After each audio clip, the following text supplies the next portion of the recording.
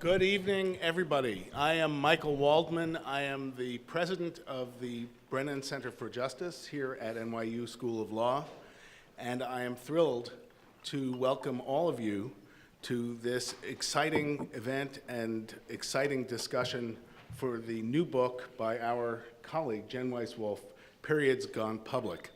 I'm beginning with ministerial but important tasks. First of all, we are recording this, we hope, for podcast use. We are live streaming it. Currently, it will be up on our website and elsewhere, and therefore, as though we were in a Broadway play, I will ask you to please put your phone on vibrate. I will mention also that if you come to other Brennan Center events, you'll hear the same instructions. We have a wonderful series of public events and book talks and community conversations that this is a part of. The next week, for example, other events that we'll be holding will be on November 8th, the first anniversary of a certain election that people might remember. We'll be not looking backwards and beating our chests and pulling our hair, but asking, what do we do going forward to make sure that abuses of power don't happen again? We were having a conversation moderated by George Stephanopoulos of ABC News and panelists Preet Bharara, Emily Bazelon from the New York Times Magazine, and John Podhoretz from Commentary, looking at this from all angles. And the day before that, a book talk by another Brennan Center colleague, Lauren Brooke Eisen, on the book Inside Private Prisons. And this whole series that some of you have been able to be part of and participate in and be in the audience for is made possible by a wonderful, really talented team at the Brennan Center, who I want to thank.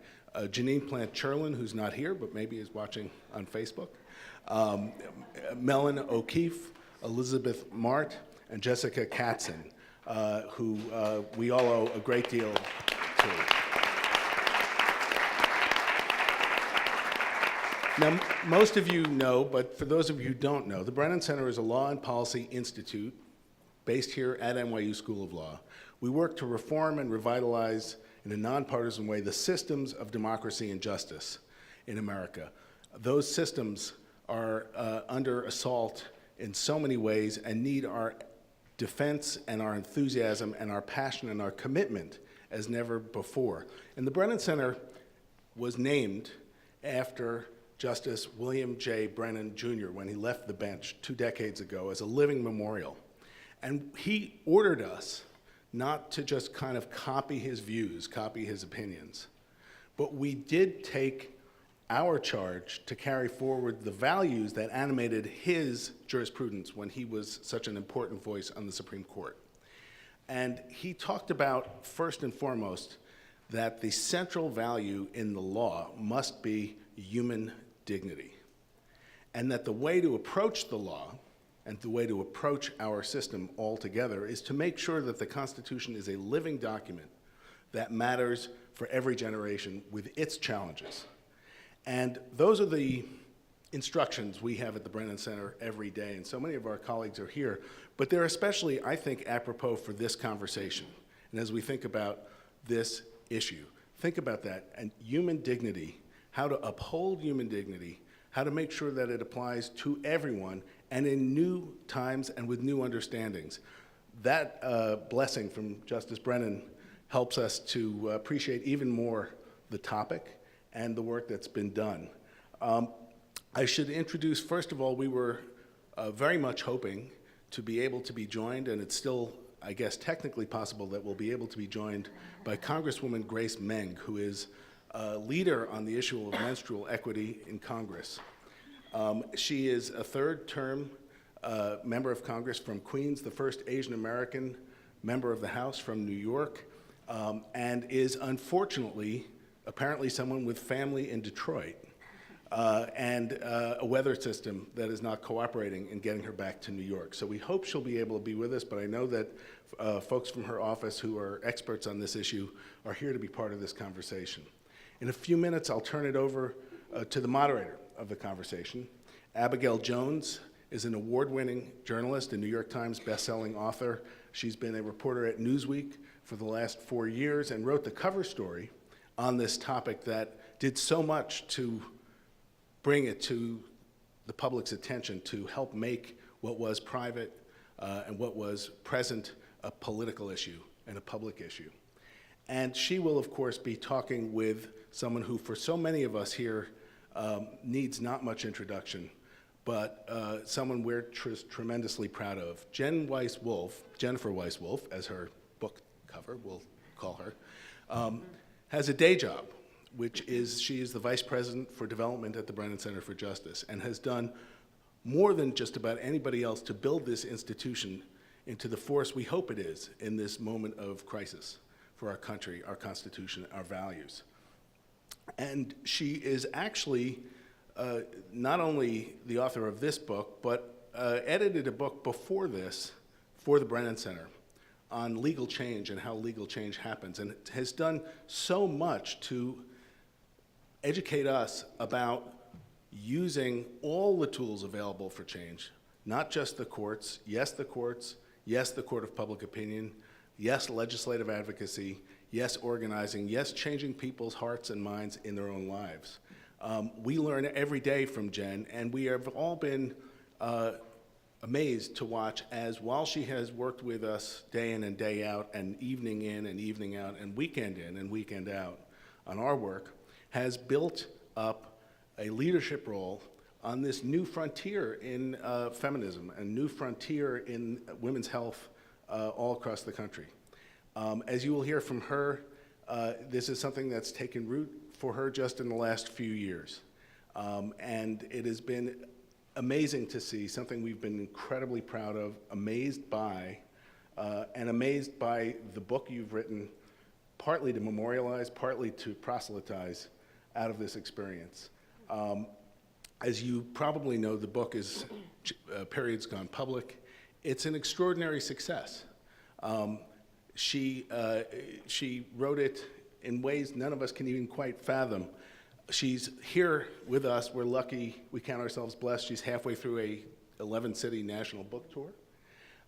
And Jen's book has received accolades ranging from Gloria Steinem, who wrote, and it's on the cover, that this book may be the beginning of liberation for us all. Ms. Magazine, which said the book was, and I quote, flowing with wry wit. And yes, I actually got that. Part of the purpose of this book is to educate people like me about things we should know about but don't.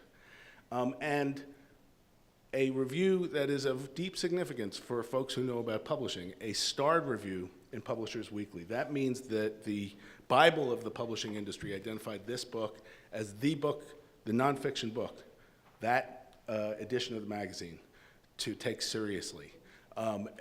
I was thrilled. I was beyond amazed at the starred review. I don't know too many people who've gotten starred reviews. Jen revealed to me earlier today that she was disappointed. She didn't know about this phenomenon of the starred review, and she was disappointed that it wasn't a 5-star review that only got 1 star. So I'm here to tell you this is not Yelp. That's good. So congratulations. And we are also, I want to say, really grateful and proud to be able to co-sponsor this event with Planned Parenthood of New York, not only because our former Chief Operating Officer, Meg Barnett, is part of that remarkable organization, but because of the work you do, the fight you fight, the services you provide for so many people in need here in New York and obviously around the country. I want to salute you. And I want to invite Laura Mcquaid, the new, relatively new, or close to? 8 weeks new. Okay, I didn't get it wrong. The new executive director of Planned Parenthood New York. Thank you so much for this.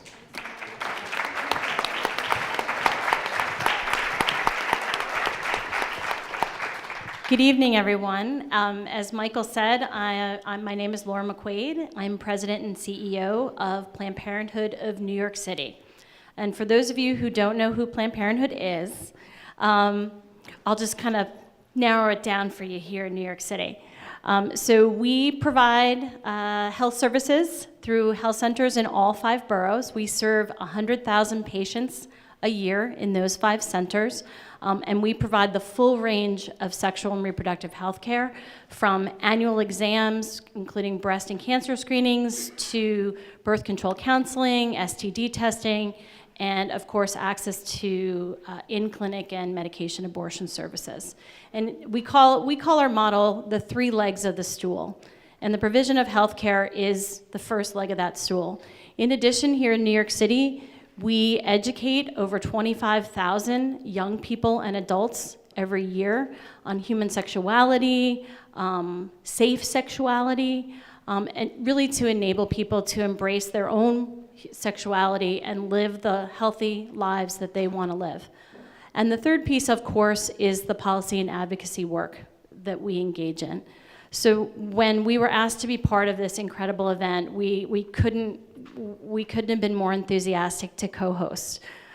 We are just thrilled that the awareness of menstrual equity globally and specifically here in the US, led very much by Jen's fantastic work and the work that's happening here in New York City, is gaining such traction. Why does it matter? What is menstrual equity? Why does it matter? You may not know this, but in parts of the world, well, if you read Jen's book, you do, but in parts of the world, girls can't go to school. It's not because they don't want to go to school, they're forbidden by law from going to school. And here in New York City, because of lack of access to menstrual products, girls may not be able to participate in sports, they may not be able to go to school and really live the fullest aspects of the lives that they want. We see menstrual equity as a key and growing element of the sexual health and rights movement here in the US and globally. And that's why we're so proud to stand up here today at this event.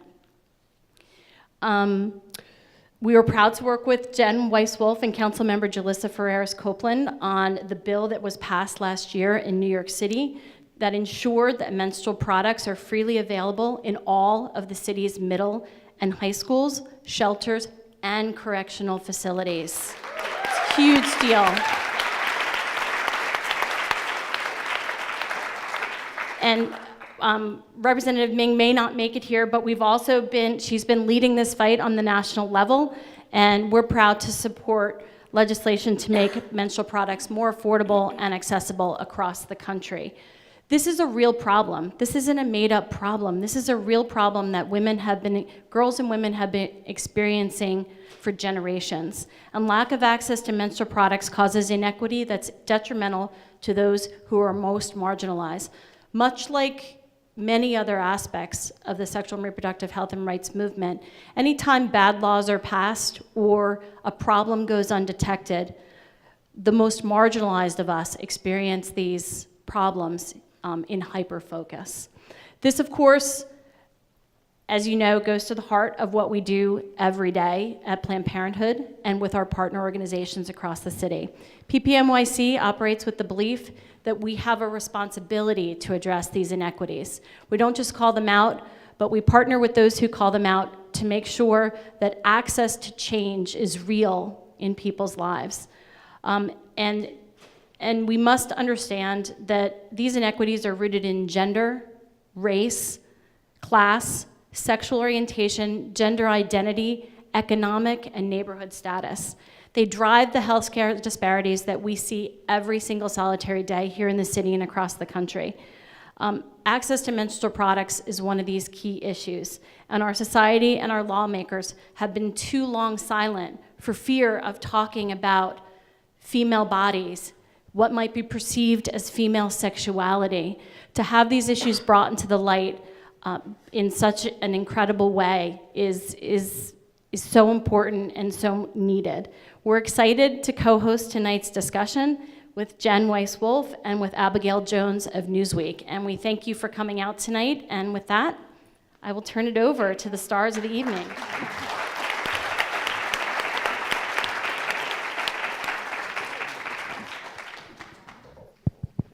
Is it on? Yeah. I think it's on.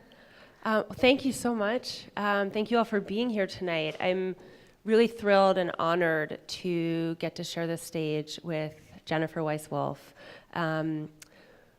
We met on the phone for the first time about a year and a half ago, and since then, I think we have spent hours and hours and hours talking on the phone about periods and menstrual products and policy and politics and so many other issues relating to these, so many other issues. And when I was sitting down to think about how to kick off this conversation, I actually went back to my notes from my very first interview that I ever had with her. And I was curious, what was the first thing Jen ever said to me? And and this is it. She said, "We have an obligation to ensure that women are not held back just because they can't afford or access tampons, pads, or menstrual products. If someone is unproductive at work or can't pay attention in school, that's bad for all of us. But the tampon tax is just the tip of the iceberg." And I thought those were really fitting words, because that's what we're here to talk about tonight, the rest of that enormous iceberg, and the work that Jen has been doing to chip away at it to affect real, meaningful change to people all around the world. So over the last couple of years, periods have really become a potent political issue, and as Jen's book title suggests, they have definitely gone public.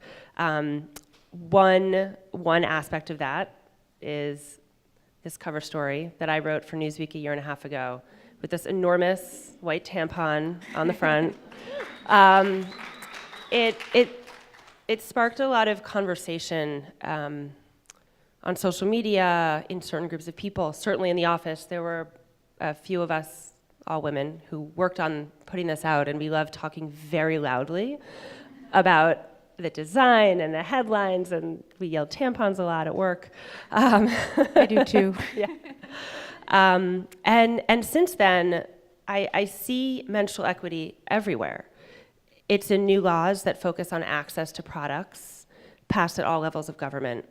It's in colleges and universities, including here at NYU, that are making menstrual products freely available. And there's a steady series of periods in the headlines almost every single day. The issue is especially timely right now in our current political environment. Menstruation gets to the heart of the way we talk about and elevate women's experiences. So I'm so thrilled to be here with you, Jen. Your advocacy and your new amazing book is catapulting this conversation around periods and policy. And we're disappointed that Congresswoman Meng can't be here with us this evening. She's been the leading lawmaker taking on menstrual equity, access, and safety. But we're so fortunate to have her senior policy advisor here, Rachna Shah, in the front row. And she's going to she'll answer a couple questions during the program. So, Jen. Yes, let's go. As a journalist, I always like to start in the beginning, to lay the foundation. So I know you wrote this whole book, and you've been working on this issue for a while. What made you take on periods? What was it that made that light bulb go off, and you realized that menstruation, which has been so ignored for basically forever, could actually be at the heart of a major policy issue? All right, here we go. It's funny because hearing everyone talk about this and talking about it so much myself lately, it feels like something I've always done and always known. But the truth is, this is really new to me, especially. It's been a little over 2.5 years. It's the most kind of basic organic story, which maybe shouldn't even be surprising given the topic.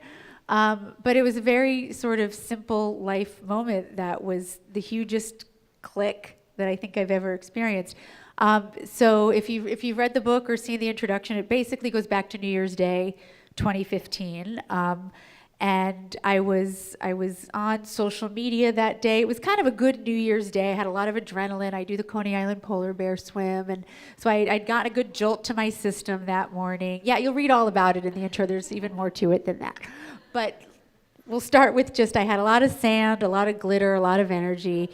and I was on Facebook posting some photos of the fun, and I scrolled into my news feed, and there was just this flyer or post from 2 teenage kids in my community who were doing a collection drive of tampons and pads for our local food pantry.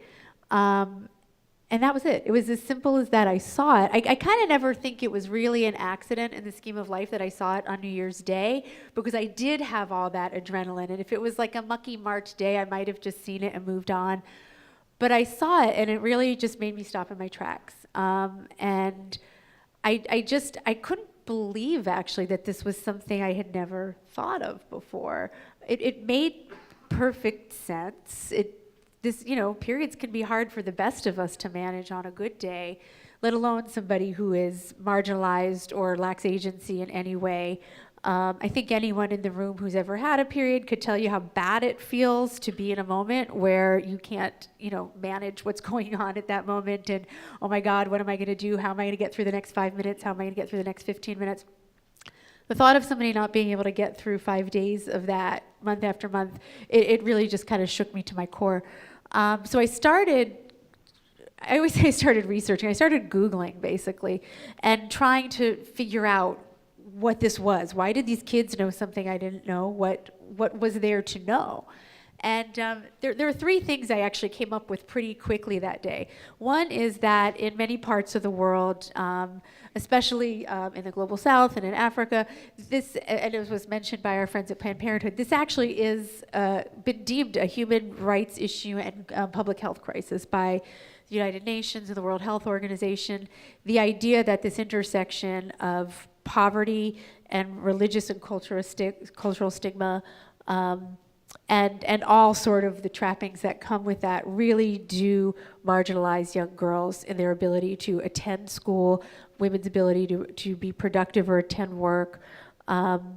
And there's also incredible innovation that was happening around it, and that too was really remarkable to see. I was sort of floored, even upon reading it then, that I'd never really heard of it, that it wasn't headline worthy, because quite frankly, it's some groundbreaking, innovative, entrepreneurial, exciting things that are happening from local drives to create products out of naturally found ingredients, to women's entrepreneurial engagement with their communities, ability to create pads, make money, sell them, educate those around them. I didn't even know at the time, or appreciate at the time, that within the next 2 years I was going to get to travel to India and to Nepal and to Kenya and to see these ideas in action. But anyway, that was among the first things that I learned. The second was I found this essay, and it was written by the feminist writer Jessica Valente. And it was called The Case for Free Tampons, and it was published in The Guardian in August 2014. And she made a lot of the arguments and put forth a lot of the ideas that are happening, that we're seeing, getting legislative traction now. But at the time when she wrote it, it was like this hideous right-wing Breitbart fest just kind of, submerged her. And it was just disgusting and awful. And it was the true idea that really stood out to me was this intersection of misogyny and poverty, how much people in this country hate poor women. And the idea that they just wanted everything for free. And none of it even makes sense when you put it together. You want your birth control for free. You want your abortions for free. You want your babies for free. You want your tampons for free. That was really the tone of it. And then the third kind of discovery that day was that there was nothing otherwise being said about it in this country, in our media, in our national discourse, about whether, if, or how this was a problem, and whether we should even wonder if it could be. I would find every so often sort of a local shelter or food pantry would have a call for these products in their list of things, but that was about it. So with all these thoughts kind of churning through my head, I wasn't really sure what to do with them at the time. I'm going to answer sort of the second part of your question about the policy agenda, but that came a little later, so I just sort of want to get us through the day that lasted forever, in my mind. So anyway, I put all these ideas on paper. It was the best way I could think of to process them, and I turned it into this essay. And because, again, all that New Year's resolution adrenaline was in me, I thought, well, who's the most important person who might see this and care as much as I do and want to help elevate this story? And there could have been a lot of people. Somehow I decided it was New York Times columnist Nick Kristof, who I didn't know or have any particular reason to think he would read this and react in any way. But I sent it to him, and he did react. He wrote back and said he'd like to publish the piece. So that was an exciting moment and an opportunity to actually do what was brewing in my head right now, which was elevate this story and hope everybody would have the same reaction to it that I did upon hearing it. But remember, as was pointed out, and as you all know from being here at NYU, I work for the Brennan Center by day, and my head really started spinning straight away to, sure, I wanted to participate in this collection drive, and I contacted the family straight away and offered to be part of their project. But the next thing sort of that stymied me and kept me from doing anything else but thinking about this was, why wasn't this a systemic agenda? Why wasn't this part of our policy making? It seemed to me quite remarkably simple to get at, even without studying it too much. I came up with a few quick ways straight away that our laws could be crafted or adjusted to ensure that menstrual products were affordable and accessible to those who needed them. And it didn't seem that hard to do, other than the idea that nobody wanted to talk about it. But in any event, I started sort of piecing this together in my head, and with the platform of this essay came a lot of conversations and a lot of opportunities to start connecting with activists and advocates and legislators, including Representative Meng's office, which was one of the first contacts I had early on. I started just kind of making up some policy ideas and throwing them into the op-eds and seeing if anyone would notice. And imagine my surprise when I got a call from Congresswoman's office saying, "You think this is a good idea? Because we kind of think it's a good idea." And lo and behold, she's turned it into legislation. And that's the flexible spending account piece of it, which Rachel will talk about in a bit. But and I guess the other piece to sort of put into the puzzle here is my brain started churning as to what a policy agenda could be. Two other things really started happening. One was that I was starting to frame that policy agenda and think about, well, what would work? What would people respond to or listen to? And while the public health frame and the human rights frame that was so prevalent in the global work resonated, again, I work for the Brennan Center for Justice by day, and the idea of this as an equity and participation issue struck me as something that nobody had really done or considered, and that it was really ripe for engagement. If the stories could be told, it seemed to me that the idea that not only are those whose participation is potentially being denied for lack of access to products or health or the services or the education that they need, so too are all of our societal interests being compromised. And so that was deliberate at first, but it's become more deliberate over the course of this agenda, that this was truly, I think, an American and ideal that we might be able to put this kind of oddball, invisible issue of menstruation into that context. But I guess the other contextual thing to answer for you is that this wasn't just me who was thinking about it at the time. And I can say that, I became what some might call like obsessed with it. And it really kind of, guided my every thought and interaction. But amazingly, other people were starting to experience the same thing. And over the course of the year, all this, really kind of radical activism emerged. There was a young woman who ran the London Marathon, free bleeding. Basically, Karen Gandhi is her name, and basically she showed up at the start line of the marathon, discovered she had her period, decided the safest way to run was with no products at all, but did so really, as a political statement. It was quite bold about it. And her story went viral. And within a couple of... When was that? That was in April 2015. So I think like that year is important. 2015 kind of became, so by New Year's Day 2015, full year from my New Year's Eve 2015, sorry, full year from my New Year's Day revelation, NPR declared 2015 the year of the period. And they really did. Like, that's not fake news, that really happened. But there were other things that happened over the course of the year too. One of the kind of most interesting moments was if you can really let your head go back to August 2015 when there were 17 candidates for the Republican nomination for president, a time we can all barely remember. They all stood on the stage on a very hot night in August in Ohio and had the very first Republican debate. And Donald Trump, who got kind of testy by the questions that Megyn Kelly was asking him, declared the next morning that she had blood coming out of her wherever, or something like that. I'm paraphrasing. I think exactly. That was blood it. coming out of her wherever. That was it. And that launched this entire, social media backlash. # periods are not an insult. And the year kind of went on this way. There were just the conversation was happening sort of in every corner of social media, in the media, politically, by athletes, by artists, by musicians. And by startups too. I mean, we've seen an enormous rise of new companies bringing new products to the market, and that's different from advocacy, but it's a whole other bucket that has helped kind of drive this conversation.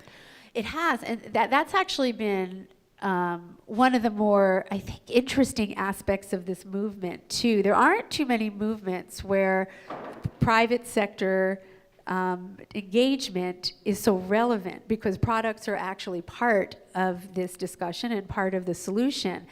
But how much we want private sector profit yielding enterprises to be responsible for a social agenda, for that piece of our lives is something I actually struggle with quite a bit. Overall, I'd say that the emergence of these companies is a good thing, challenging the practices of big business for whom a lot of our laws and policies are crafted. And trust me, it's not to our own personal interest the way a lot of that goes down. Another thing that Congresswoman Meng's office has been so out front and center on is product safety and transparency in what we're allowed to know about our products. You'd be sort of horrified and floored to hear how limited the information you're entitled to know about what's in our tampons and pads. And that's regulated by the FDA, and I'm sure I'm not speaking out of line when I say Procter & Gamble has a whole lot to do with how those laws are crafted. So the idea that there are young startups that are led by women that embed feminist values into their ethos, into their entire work process, and into their products is a good thing, and that excites me enormously. Also, the more options we have for managing our menstruation, the better. The integration with social movement, though, is interesting. I do hope that other social movements can actually look to us and what we're doing and how we're figuring out how to mine the line between private sector industry and public sector movement building. I hope that it actually turns out to be an incredible case study at the end of this. Yeah. So one of my favorite anecdotes from our early conversations was when you said to me at some point, did you know that tampons have not been exempt from sales tax or deemed a necessity, but in Texas, cowboy boots are. And in California, Pop-Tarts are. And there's this whole long list. You should Google it if you're not familiar with it. It's in the book. Better, you should buy the book and look at it in the book. You decided to introduce the menstrual agenda in the US by focusing on sales tax reform, also called the tampon tax. Why did you think this was the right starting point? So as this idea kind of started to morph, this view of menstrual equity, the idea of the economics of menstruation being a question of civic engagement and participation, I had a bazillion ideas actually about how policies could be tweaked and addressed and infiltrated to address menstruation. Because quite frankly, none of them do. It's not at the fore of any sort of our policy making or decision making. It's not at the table. It's not even in the room. So this idea of bringing the economics of menstruation to our policymaking, it felt kind of radical at the time. And when I would talk to people about it, they'd say, you're gonna make an argument for free tampons? And again, back in time, this is when Jeb Bush was the front runner for the Republican nomination and was going around saying that if you vote for Democrats, they'll get, they promise free stuff. That's the Democrat creed. And they said, really, you want to go with free tampons? That seems kind of a questionable place to start.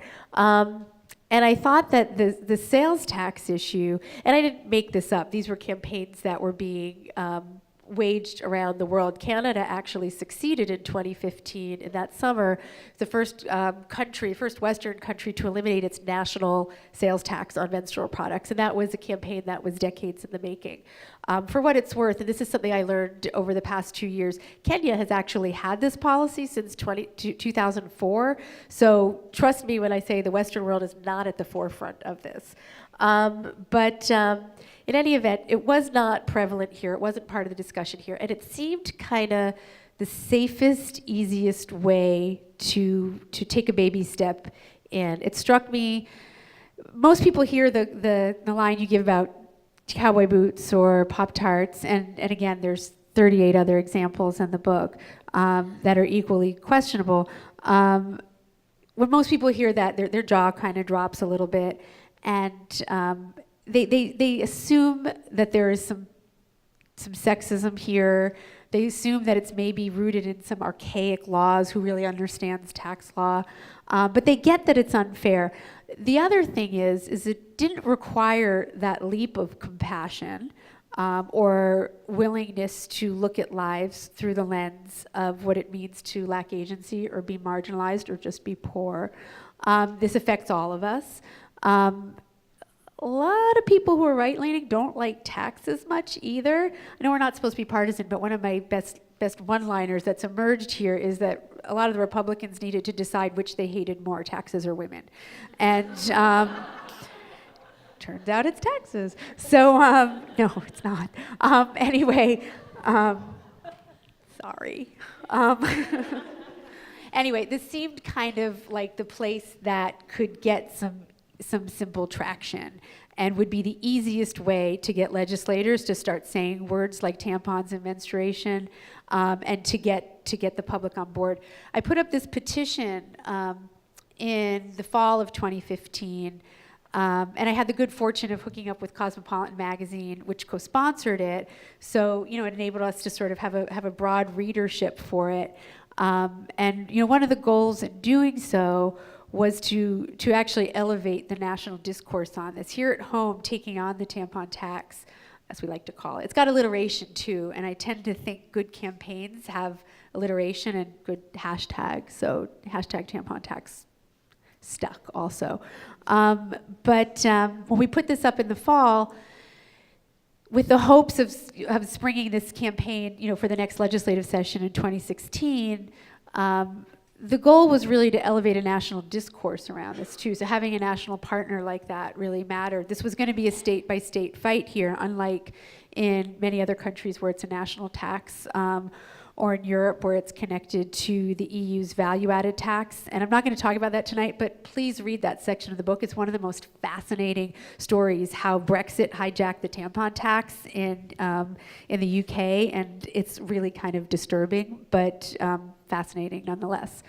Here, though, knew we were going to have to go state by state. It was going to be hard to have any sort of state campaign if there wasn't, it seemed to me, national level pressure. It wasn't just that a California legislator might do it, or a Nebraska legislator might do it, or a Florida legislator might do it. Everybody had to feel that pressure. So having that kind of platform for it was really exciting. It's gotten a lot of signatures. It's picked up about 100,000 signatures. But one of the really interesting things about it was that I had access to send emails to everybody who signed the petition. So I do so every so often, and I started testing actually how people who felt strongly about the tampon tax felt about access issues. So I would sneak it in sometimes, and the response was sometimes, it was overwhelming. People would say, yo, I signed this about the tampon tax. I don't want to give free stuff to people. So it really actually helped me to think about what the talking points could be as we could morph. The tampon tax was never intended to be the last stop. It was always the first stop. And I should say that in terms of just legislative progress, we started 2016 with 40 of the 50 states not exempting menstrual products from sales tax. 5 states just had no sales tax at all, so they didn't tax them. And 5, they just fell into some sort of category that caused them to be tax exempt. But 40 still had the tax. Since then, 24 states have introduced legislation to eliminate this tax, and 4 have gotten it done. Of the 4 that have gotten it done, 2 have been signed by Republican governors in Florida and in Illinois. New York is the 3rd state, although it was the first state to do it. And then Connecticut is the 4th. And the Connecticut story I just have to tell because it's really cool too. They'd introduced legislation, it failed, and it was a young freshman legislator who had introduced the bill. And as karma would have it, she was the last vote on the budget that year, June, and she held the budget hostage until they put a line in to at least cover the exemption for the next 2 years of the life of the budget. So anyway, but as you're asking, yes, it was a first step. It was intended to get us to these broader questions of equity and access and participation. And you hinted at this just now, but the tampon tax has gotten bipartisan support. And at a time when the battle over women's bodies is so notoriously divided by a really hard, clear line, how can that be? Like, how do you make sense of that? So sometimes I actually have to struggle to make sense of it a little bit too, because it is strange and unique and fascinating that this issue of menstruation, which had been invisible on a good day, marginalized and mocked on a bad, became the thing that is the safe place for bipartisan engagement. You know, one of the more interesting things that happened this past summer, now I'm zigzagging out of order, so we'll circle back, but the Bureau of Prisons, the Federal Bureau of Prisons, which is part of the U.S. Department of Justice, issued a guidance, which is a rule that's written, kind of unenforceable, but still written, mandating that federal inmates be afforded free access to menstrual products. And this is Jeff Sessions' Department of Justice that did this. That is really quite radical. I was contacted, there was an article about it in the Huffington Post, and because there was legislation that was introduced in the US Senate that had a similar component, and it was this kind of broad-reaching criminal justice legislation called the Dignity for Incarcerated Women Act, and it includes some really much-needed reforms that impact the lives of women who are incarcerated, everything from being forced to be shackled during labor and delivery and other medical appointments, to access to visitation with their children, and access to menstrual products was one of the provisions. And that was the headline of the first article that came out. And I contacted the reporter because I was kind of curious. I said, why did you lead with that? Just out of curiosity, because there's so much to this bill. I mean, it's great, I'm thrilled, but she said, well, this is the no-brainer. This is the thing that everybody agrees on. This is the easy thing. And I thought, I had to like put the phone down for a second. I thought, wow, that would be true. That's what's happened.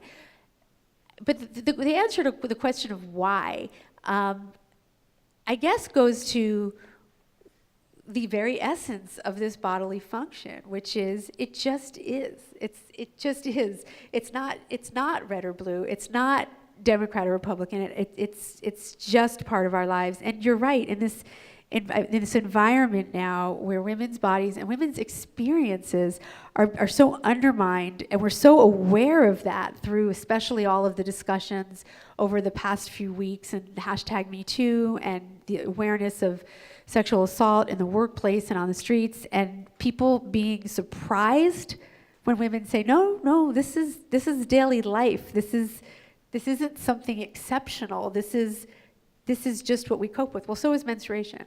So this is absolutely part of this agenda and what feels like this kind of ignited reality we're in right now. Maybe we have no choice. We're fighting for our lives in this political environment. But this agenda and this issue, the fact that we've made that happen, I'm less concerned actually right now about why this is the thing that's stuck, and more focused on how to ensure that this is the thing that propels us forward. I'll just say one other thing, that when I was writing this book, especially over the past year, I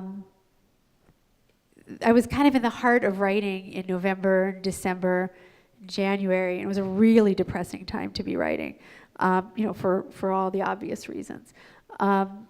But the thing that was depressing me was like, who's going to care about this issue?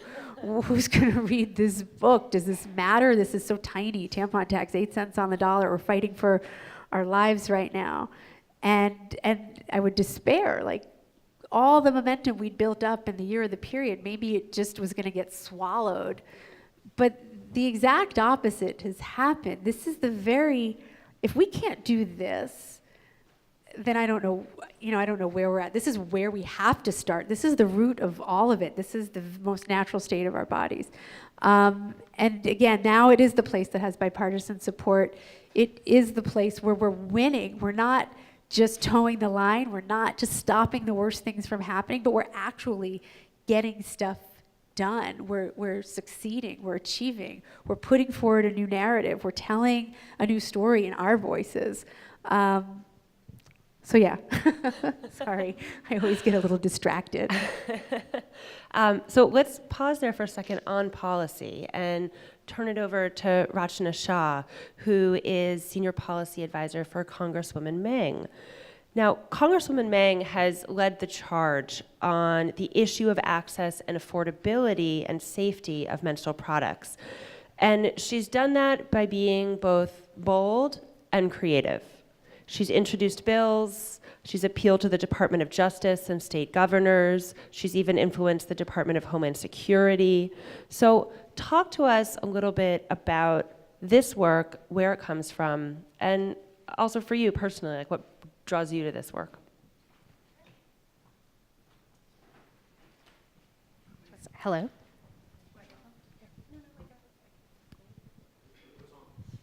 Hello. Great. Hi, everyone. As you said, my name is Rachna. I'm Senior Policy Advisor for Congresswoman Grace Meng. And I'm going to try to give you guys a short synopsis of the backstory about how we started to create a menstrual equity legislative agenda.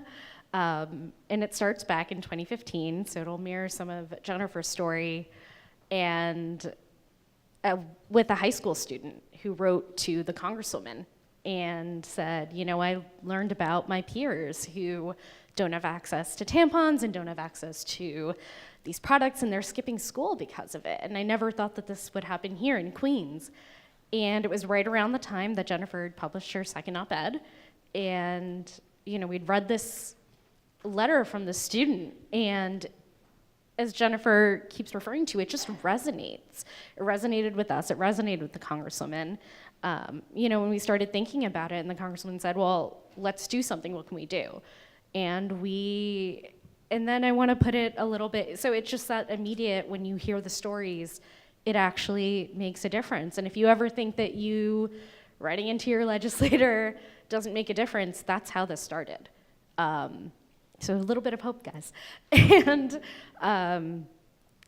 so we started looking into this, and then to put in context, we have to function within what the Congresswoman can do at the federal level and deal with these issues federally. And of course, use the power of her office and her voice to advocate on all these issues, but legislatively focus on what we can do federally. So we took the easiest thing that we could tackle of all these, kind of issues, and looked at the flexible spending account and said, well, we can write a really quick piece of legislation that says, you should be able to use your flexible spending account to purchase these products. Right now, that's not the case. Can I jump in for Yeah, 1 second? absolutely. because this is actually really fascinating. Especially fascinating if you're like a wonky person who likes like parsing through laws and all the technicalities of it. So the reason you can't use your flexible spending account dollars for menstrual products is because the IRS has chosen not to classify them as medical products. The IRS goes so far as to point out other federal agencies that do, the FDA, for example, even though the FDA does so in a very weak way, and says, but we're tax experts and we think we understand medical products better. And I kid you not, that's pretty much exactly what it says. You can read it I cut it off of their website in the book. This is ludicrous and so fixable. So fixable. Absolutely. So back at you. Sure, absolutely. So we introduced this bill and we took it from there, and then we started looking at it. And one of the things that we were struck by, the more the Congresswoman and I, to give you context, I handle women's issues and justice issues for the Congresswoman, and it's why I was primarily starting to work on these issues with her. And the more we started to read and learn and where the news is important, why reporters who are, and people who are writing talk about these issues and share these stories, we're reading them and taking it in. And so we started looking at all these issues, and then again, what we could do federally. Again, to put in context, this was 2015. We had, for our office, a friendly administration and a not so friendly leadership, an opposition leadership in Congress. So we were looking towards the administration and trying to work directly there and see what changes we could make. And one of the first things we looked at was this Fema Grant, run through the Department of Homeland Security and the Federal Emergency Management Agency, the Emergency Food and Shelter National Board Program. It's a special grant. It's a really odd name. 10 times fast. So we started looking. This is a grant where homeless assistance providers can use to purchase mass shelter items. And so then it made complete sense. It wasn't on the list, and so we reached out to FEMA and said, well, why isn't on the list? Is on the And what list? kind of Can you things use it to are on the purchase? list? Yeah, it was soap and pillows and blankets and toothbrushes, and it just made sense. And they said, we're open to it. FEMA responded and said, no one's ever asked us that before. And so the Congresswoman made a formal request. And it's done. And they agreed, and that was it. And that really kicked off a lot of our momentum. From there, we actually wrote to Attorney General Lynch about the Federal Bureau of Prisons issue and having federally incarcerated women get access to these products. And we were focused, and we started dealing with it. The way that we've talked about it is different populations of women and girls face different issues of access. And so we've tried to sort of handle this discreetly and try to identify really small problems that we can tackle and make change in these really incremental ways, because that's how we're going to get something done. And that's what we did for homeless women. That's how we've sort of tried to deal with it with incarcerated women, with women in the workplace and requiring large employers to provide these free of charge to their employees. Not the mom and pop shops, but the really large, 100 employee or more companies. And for low-income women, and trying to create this tax credit, and then of course dealing with the safety issues, which affects all women. And so we started putting together pieces of legislation that deal with each of these, and then fast forward to 2017, we no longer had a friendly administration, and so we put them all together, and we created this large package bill called the Menstrual Equity for All Act, which every section is a different piece of our proposals. And we also introduced the Menstrual Products Right to Know Act, which deals with the disclosure of ingredients and the safety issues. And that's what we're working on now, and that's where we're moving forward from here. Thank you.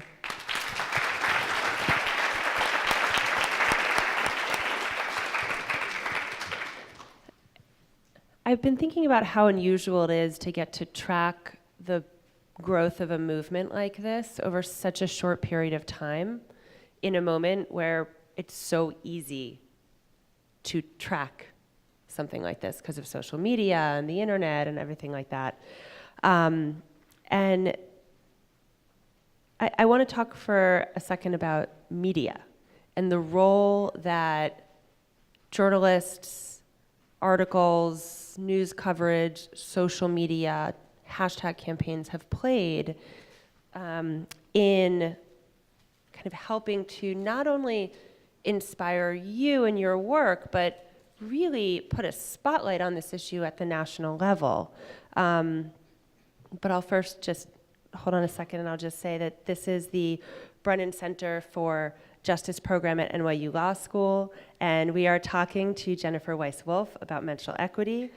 I am Abigail Jones, your moderator. You can follow the Brennan Center for Justice on Facebook and Twitter, watch our programs on YouTube, and listen to our iTunes podcasts. All our reports and media are on our website at brennancenter.org. So I think that's for the listeners who are not here in person. But anyway, to this issue of media, talk about the role that this has played over the last 2 years. One of the things I've actually said when people ask me about that is that the media is like a character in this story.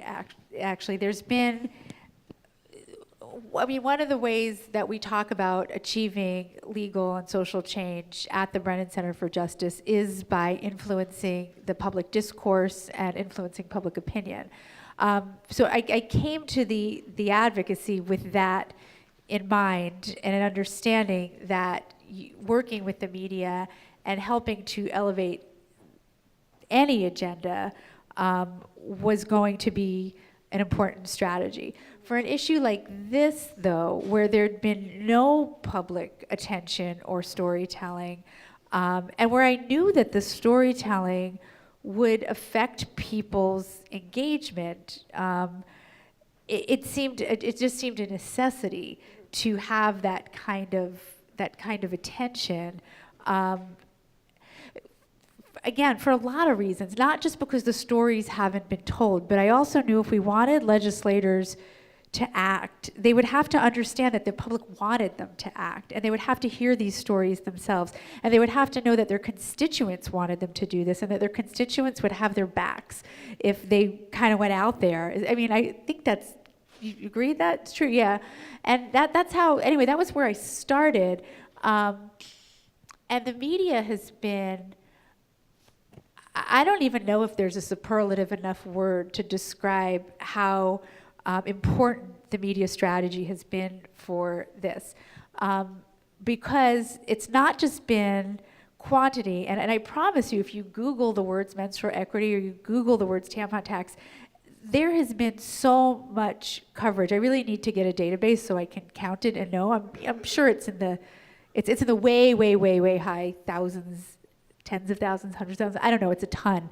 And the media, it's not just been the quantity, though. It's been the quality. And I mean, working with Newsweek, I have to say, actually, working with Newsweek was one of my very early visions for this. I knew I wanted to work with a major women's magazine, and I knew I wanted to work with a mainstream news reporting source. They have different audiences, they have different perspectives, and I knew both would be highly influential in telling this story and laying forth this agenda. Honestly, I dreamed and envisioned a cover story too.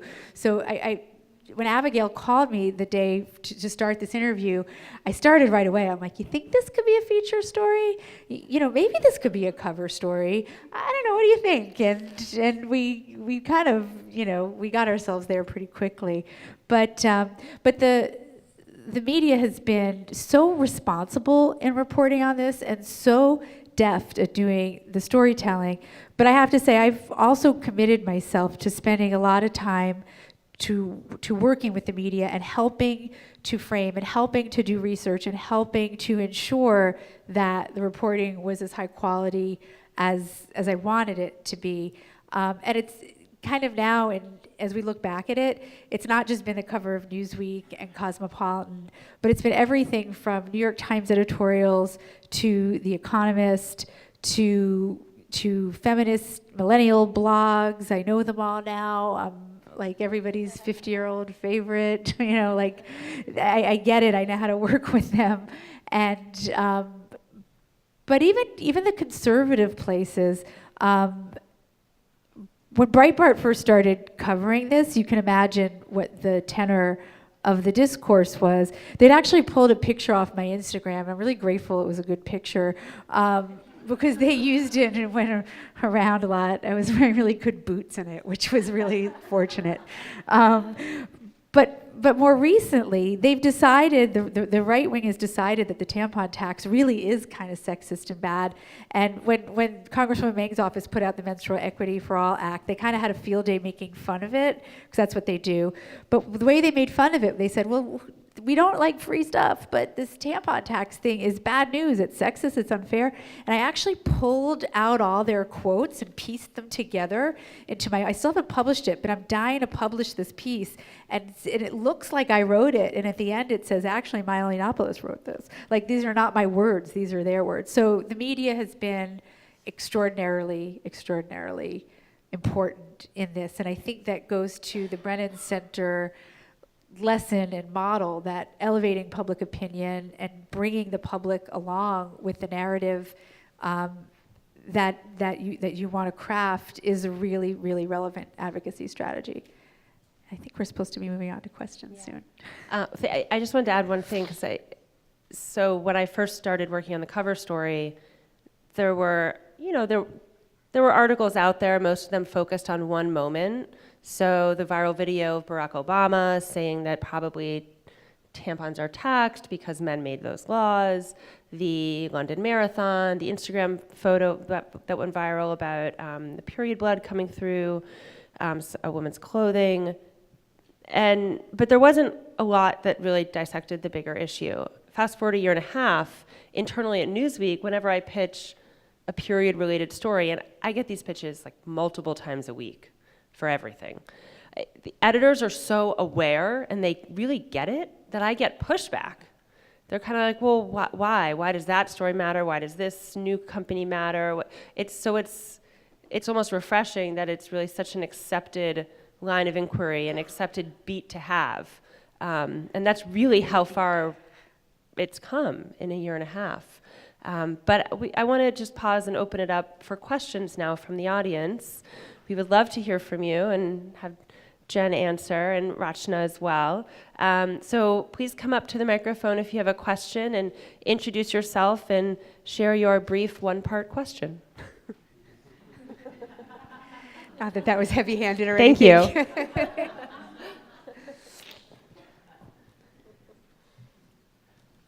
I'm David Linton. Is this on? Can you hear me? Yeah. We can hear you. I'm a member of the board of the Society for Menstrual Cycle Research, and I've had the great honor and privilege of working with Jen on some of our issues. And I have sort of two questions or issues that I would appreciate your commenting on. In a way, this discussion has been framed as though this was a new phenomenon, as though it's only been 2 years that suddenly we're in this menstrual moment, as the year of the period seems to suggest. However, the Society for Menstrual Cycle Research, as you know, just celebrated its 40th year of work on menstrual liberation, if you will, and menstrual education, which corresponds with the same year of Gloria Steinem's essay, If Men Could Menstruate. So activism has been activated quite a long time. So my first question has to do with, why did this last couple of years constitute what we might call a tipping point or a paradigm shift? That we have decades of effort to liberate, to bring menstruation out of the closet. What was it about the late moment that brought this about, as people like Gladwell talk about the tipping point, or people who talk about a paradigm shift suggest that it takes a long time, but then something has to happen for it to move over. So I'd like your comment on that. Secondly, the issue of political action I'm fascinated by. We had in the Society for Menstrual Cycle Research this slogan, detax and detox the tampon, which is part of what you're talking about, that we have been promoting. And the idea was to be able to speak to your conservative Republican legislators and say, finally, this is your chance to do something nice for the vagina. Now, is the problem here that they will latch on to this feel-good issue and support detoxification, if I may, but is that a token, or is it a sign of significant change? Is it good for feminism, Yeah. or is it just a pat on the head? Can I answer the second one first, actually? Help yourself. Because I do think there's a concern about that, and I think that's a valid concern, and I hear it frequently that, especially when I'm dealing with advocates who are working, on the front lines in the States, who some of the people who are their worst enemies or the ones that they're kind of on the battle lines with all the time, and they were like, don't give them credibility on this. This is really dangerous. They're barely scratching the surface, and they're doing damage every other day of the week. And so I'm really mindful of that, and I think that we have to be strategic about understanding where we can get wins, especially in an environment like this right now, and take those. I want those policy wins right now. And I also want to be mindful of what some of the trade-offs, or at least contextual background is for these legislators. So I think we could do both at the same time. I'm not going to, me personally as an advocate, I am not going to laud them and put them up on a pedestal for taking one small step into what is otherwise, a giant expanse of work they could and should be doing on behalf of women's bodies, whether it's menstrual equity or much broader. But on the other hand, if we're actually finding some common ground and some traction on their behalf right now, I think we'd be foolish to put it off or say it has to be all or nothing, or I refuse to give you any credibility at all. Because that's why we're in these polarized, that's part of why we're in these polarized corners where we are. And both sides are part of that. And so I am willing to actually have that level of pragmatism, at least in my own activism. And I know maybe all others wouldn't agree with me, but that's been my mindset, and I think that's part of why we've seen so much legislative progress on this particular issue, at least the tax issue for sure. I mean, the detox issue is a whole nother one, but that's been, the first bill, the folks know, that was the first federal bill in this kind of post-toxic shock syndrome era, and revelations about what the FDA knows and doesn't know about the ingredients and testing of menstrual products, was introduced in 1997 by Representative Carolyn Maloney here from New York. It's been introduced 10 times in the House and has gone nowhere. That's really challenging and really frustrating. If it took doing something a little bit differently and jolting people, I think that's a sign of progress. And that kind of, I guess, leads to the second question, because I love working with David and lots of folks at the Society of Menstrual Cycle Research and being part of your network. And by no means do I think that this issue is brand new. It's brand new for me as of 2015. I'm clear about when I stumbled into it. All the work you'd been doing for the years prior, sadly, hadn't been part of my life, and I wish it had, because my life's been so great since January 1st, 2015, and I'm beyond thrilled to be part of this movement.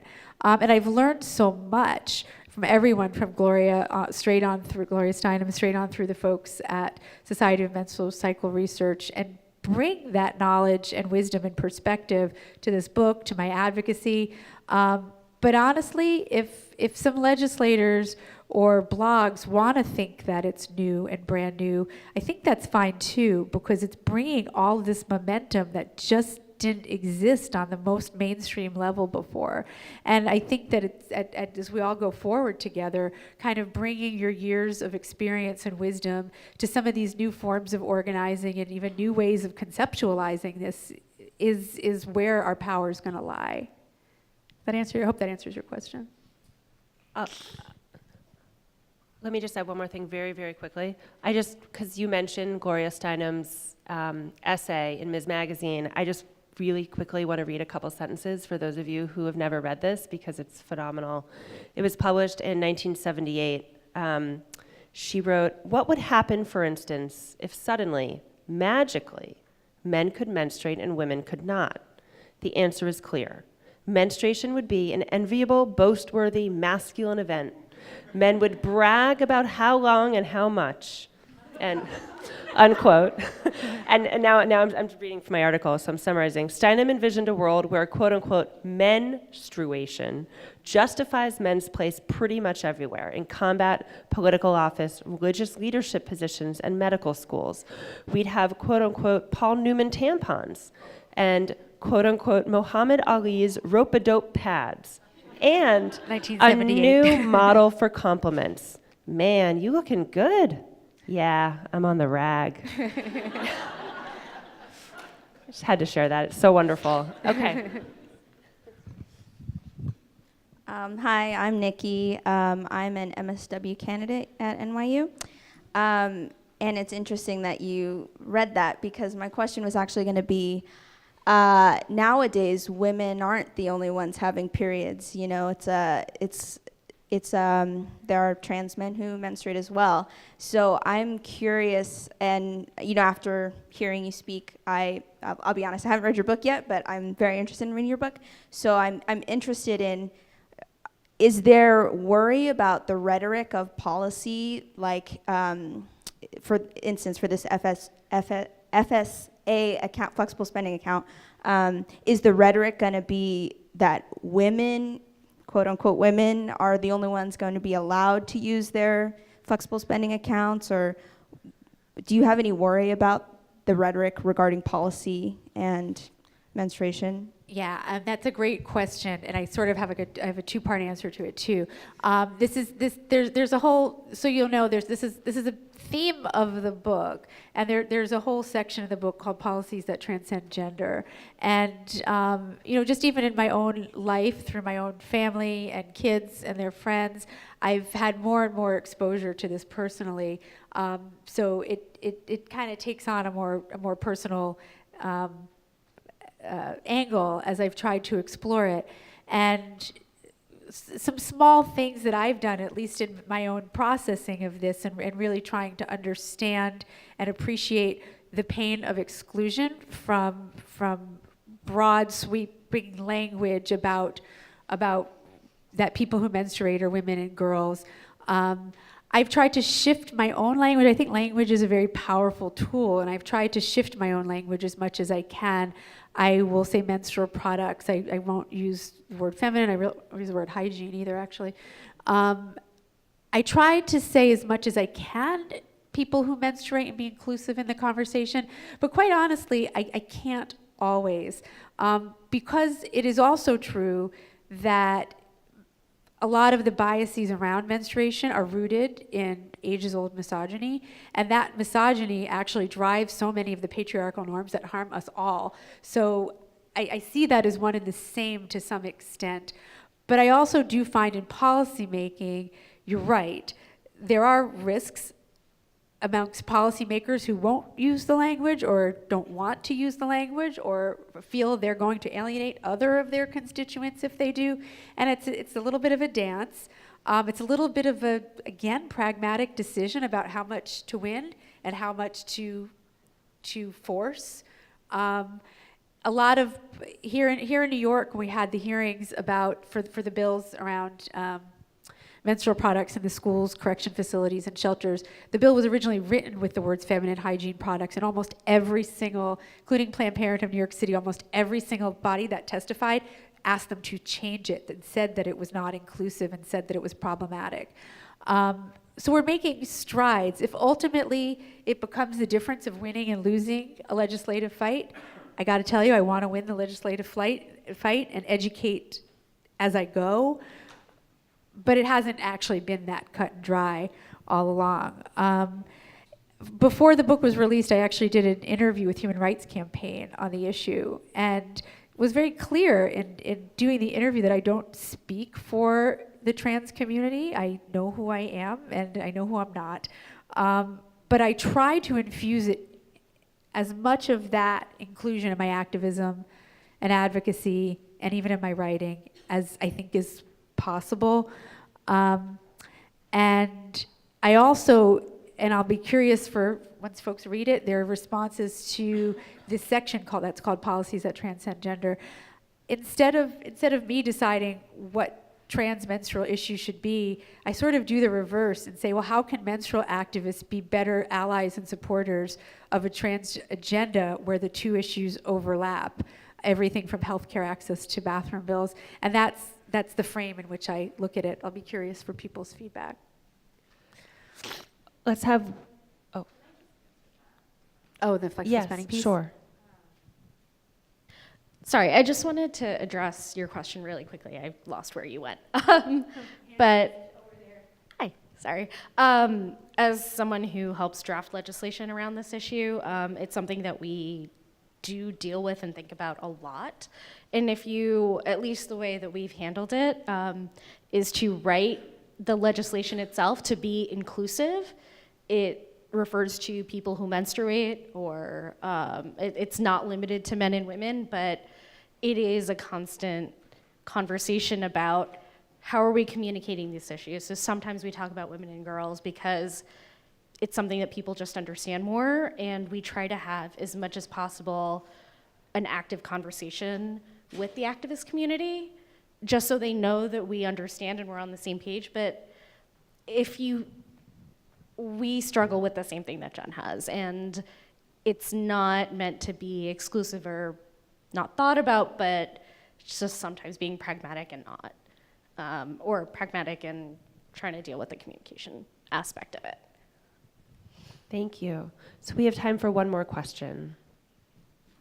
Hi, I'm Emily, and I have interned at the Brennan Center for about a year, and I am also the president of Students for Sexual Respect at NYU, and we recently won a campaign to get free menstrual hygiene products at NYU, so this is sort of a two worlds collide. Thank you.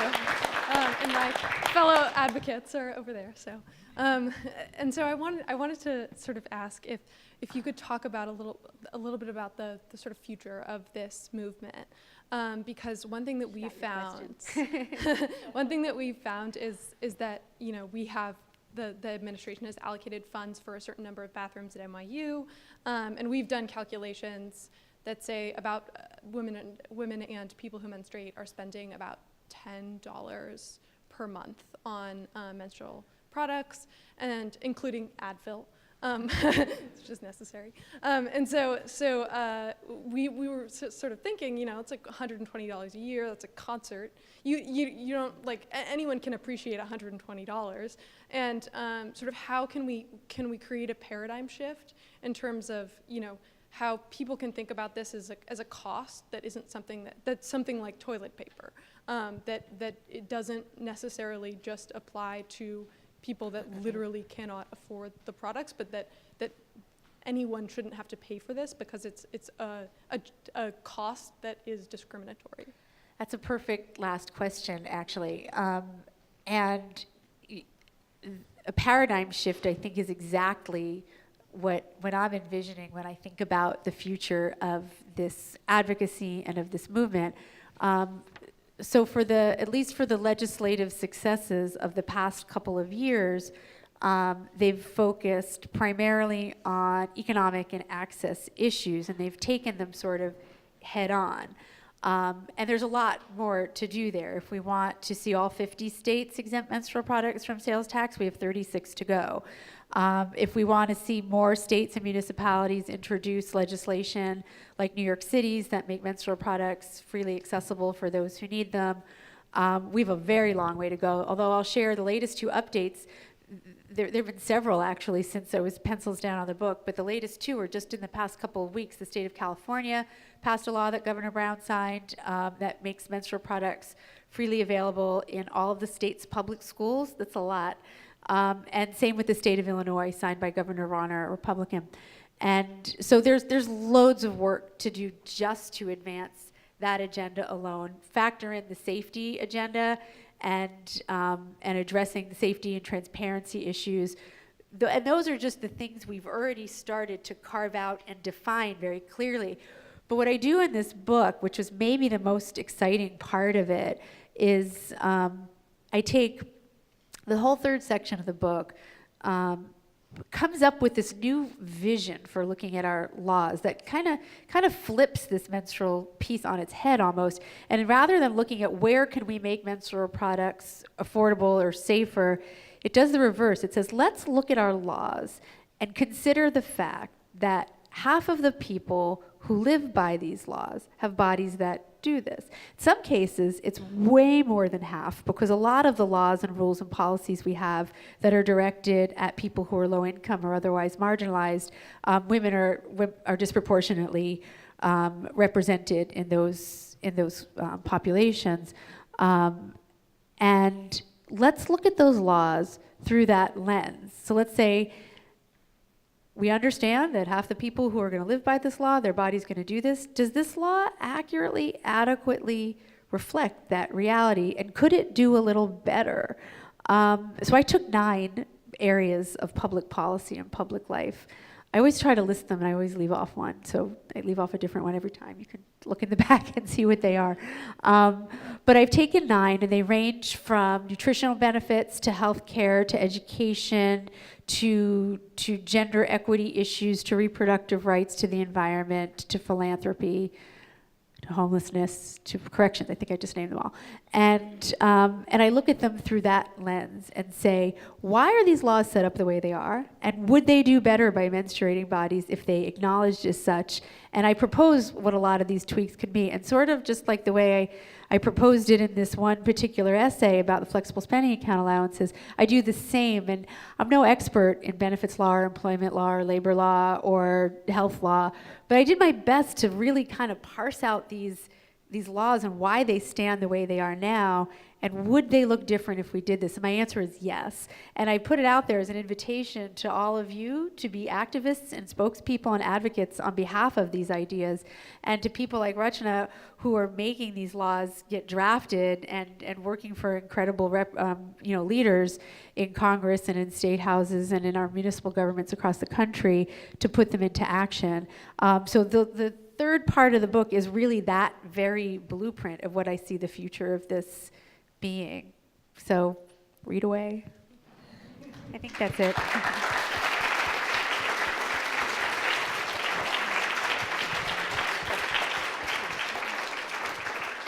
Jen, thank you so much for this extraordinary evening and sharing all of your thoughts with us, and Rachna, for you too. Thank you to the Brennan Center for Justice and our co-sponsors and all of you who are here and everybody listening online. I'll just add, Jen, you are an absolute force. You are too. It is extraordinary what you have done.